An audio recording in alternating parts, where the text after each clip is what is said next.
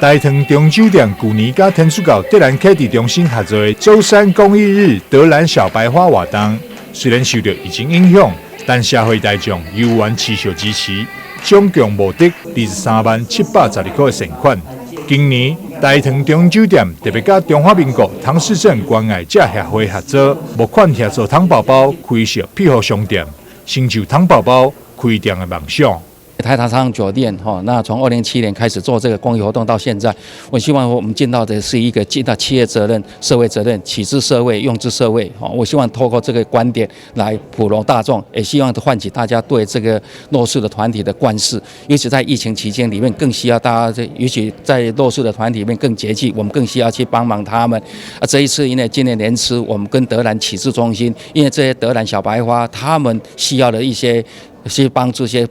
偏远地区的这些的弱势的小朋友的关怀，所以我们集资的这些的经费，让他们有这一个经费去做这个关怀的活动。从1月份到1月份到那个12月份，这个整年时间，虽然我碰到大概6个月的疫情期间，但是也唤起了大家对这个爱。大家总共将近有1万人次的人共同去参与这个活动。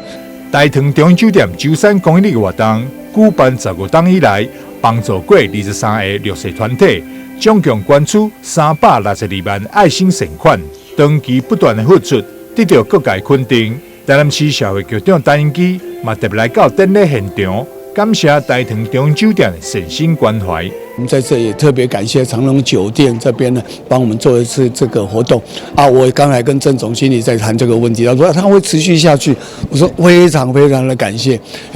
所以说在整个台南市里面，在整个寒冬送暖里面，真的是温馨送达，这是一个台南市最大的一个软实力市长也特别的关心这一个弱势的团体，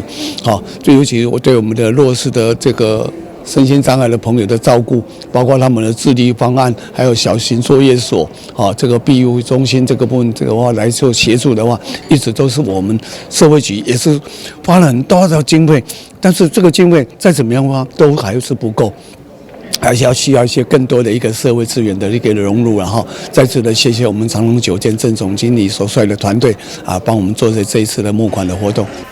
饭店舟山公益日活动，让民众在享受美食的时阵，还有当兼做公益，不但暖胃，又搁暖心。总经理郑东坡欢迎社会大众做伙来响应，用行动帮助糖宝宝。